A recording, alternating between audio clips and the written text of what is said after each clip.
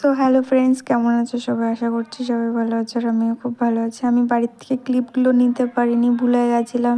তারপর বাড়ি অটো থেকে নামার পর মনে হলো যে আমি একটাও তো ভিডিও বানাইনি। তারপর আমি ওখান থেকে টিকিট কেটে নিয়েছিলাম। টিকিট কেটে নেওয়ার পর আমাদের গন্তব্যস্থলে যাওয়ার জন্য চলে এসেছিলো ট্রেন। ট্রেনে অতটাও ভিড় ছিল না। আর আমরা আজকে যাচ্ছি কোথায়, চলো চলো বলছি কোথায় যাচ্ছি, আগে উঠে তো নিই। তারপর উঠেও পড়েছিলাম ট্রেনে ওঠার পর আর কি। তারপর উঠে গেছিলাম। তারপর আমার সাথে কে যাচ্ছে দেখো, আমার একটা ফ্রেন্ড বললে হয় না, ও আমার ভাই আর কি। আমরা যেখানে যাচ্ছিলাম, আমরা এসেছিলাম আজ রানাঘাটে। রানাঘাটে ট্রেন থেকে নামার পর আমাদের টিটিতে ধরেছিল। আমরা টিকিটটাও দেখিয়ে দিয়েছিলাম, সেই ভিডিওটা আমি করতে পারিনি, আমি ভাবতেই পারিনি আমাকে টিটিতে ধরবে। সো লিফটে করে 6 নম্বর প্ল্যাটফর্মে এসে আমরা আইস হসপিটালে চলে এসেছিলাম।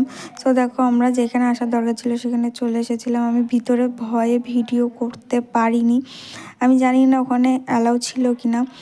তারপর আমি ওখান থেকে চশমা নিয়ে আমি সেই ভিডিওটা করতে পারিনি। চশমা নিয়ে আমি চলে এসেছিলাম হাঁটতে হাঁটতে।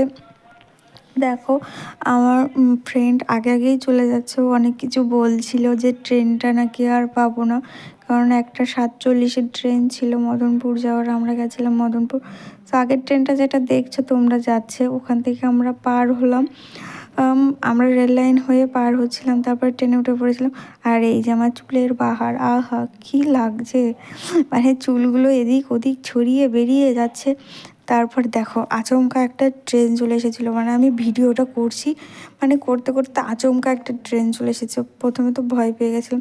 তারপর মাসিদের বাড়ি চলে গেছিলাম। আসার সময় বোনের চোখটা জাস্ট তোমরা দেখলে, একটু খেয়াল করলে বুঝতে পারবে, ছলছল করছিল, কারণ আমি চলে যাচ্ছিলাম। ওর খুব মানে কেঁদে ফেলেছিল আর কি। তারপর মেশোনা আমাকে আর আমার ফ্রেন্ডকে আর কি দিতে যাচ্ছিলো স্টেশনে। অনেকটা মানে লেট হয়ে যাচ্ছিলো আর কি। তারপরে এসে দেখলাম ট্রেন লেটে। তারপর আমরা স্টেশনে এসে অনেকক্ষণ বসেছিলাম, একটু ভিডিও করে নিয়েছিলাম। তারপর আমাদের আবার গন্তব্যস্থলে যাওয়ার জন্য ট্রেন চলে এসেছিলো। এটা হচ্ছে মালদা যাওয়া। আর একবার ভিড়টা জাস্ট একবার দেখো, যা মানে আর কি বলবো। তারপর ট্রেনে উঠে নিয়েছিলাম জয়নগরের মোয়া। এই যে আমি মোয়া একটা নিয়েছিলাম। তারপর অনেক কিছু খেয়েছিলাম, সেই ভিডিওর ক্লিপগুলো আমি তোমাদের দিতে পারিনি। তারপর রানাঘাটে আসার পর দেখো, জাস্ট একবার ভিড়টা দেখো, মানে ভিড়টা এত পরিমাণ ছিল।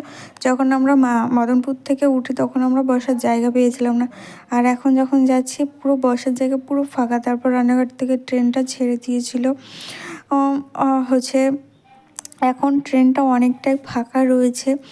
আমি বাড়িও চলে এসেছিলাম। আর এর একবার মুখের অবস্থাটা দেখো, মানে এত কি ভাবছিল আমি জানি না। তারপরে বলছে দেখি ভিডিওটা তুই কী করেছিস, তারপরে বুঝতে পেরেছিল ও। তারপরে আমরা বাড়ি যাওয়ার জন্য আবার রওনা হয়ে গেছিলাম। আমরা মানে চলে এসেছিলো অনেকটাই কাছাকাছি। প্রকৃত দৃশ্য মানে বিকেলের সৌন্দর্যটা মানে এত সুন্দর লাগছিল, কি আর বলবো। আর এই যে সর্ষের ক্ষেতগুলো অনেকটা সুন্দর লাগছিল এই জায়গাটা, কারণ এই জায়গাটাও পরপর অনেক কটা বই ছিল। তারপর আমরা স্টেশন থেকে নেমে পড়েছিলাম। আর এই যে একটা কুত্তার ডগি আমাদের কাছে চলে এসেছিলো। তারপর নেমে একটু চা খেয়ে নিয়েছিলাম গরম গরম, কারণ অনেকটা ঠান্ডা লেগেছিলো। তারপরে কালীমার দর্শন করে আমরা আবার বেরিয়ে পড়েছিলাম বাড়ি যাওয়ার উদ্দেশ্যে।